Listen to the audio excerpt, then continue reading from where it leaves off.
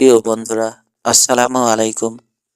আমি এখন পড়তে যাচ্ছি আমিরুল ইসলামের নীতিকথার গল্প থেকে আরও একটি গল্প। গল্পের নাম মিথ্যা।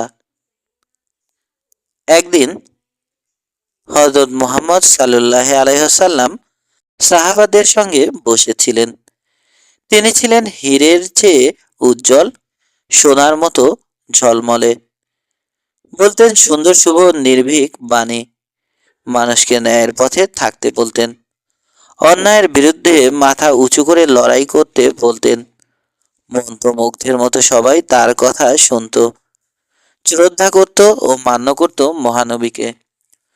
হযরত আব্দুল্লাহ ইবনে জায়েদ রাদিয়াল্লাহু আনহু হযরত মুহাম্মদ সাল্লাল্লাহু আলাইহি ওয়াসাল্লামকে একদিন জিজ্ঞাসা করলেন, হে প্রিয় নবী, মহান পথ প্রদর্শক, সত্যের সেনানী, মানুষের পক্ষে কি কখনো অসৎ কাজ করা সম্ভব?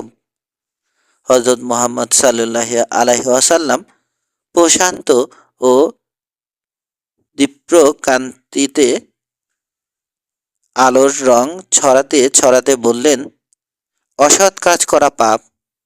মানুষ অসৎ কাজ করে কখনো ক্ষমা পেতে পারে না।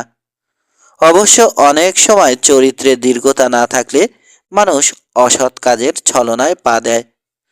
হযরত আব্দুল্লাহ রাদিয়াল্লাহু আনহু পুনরায় প্রশ্ন করলেন, প্রিয় নবী হযরত মুহাম্মদ সাল্লাল্লাহু আলাইহি ওয়াসাল্লাম অত্যন্ত আত্মবিশ্বাসের সঙ্গে জবাব দিলেন, অসম্ভব। কোনো মানুষের পক্ষেই মিথ্যা বলা সম্ভব নয়। মিথ্যা বলা মহাপাপ। মিথ্যাবাদীকে সকলেই ঘৃণা করে।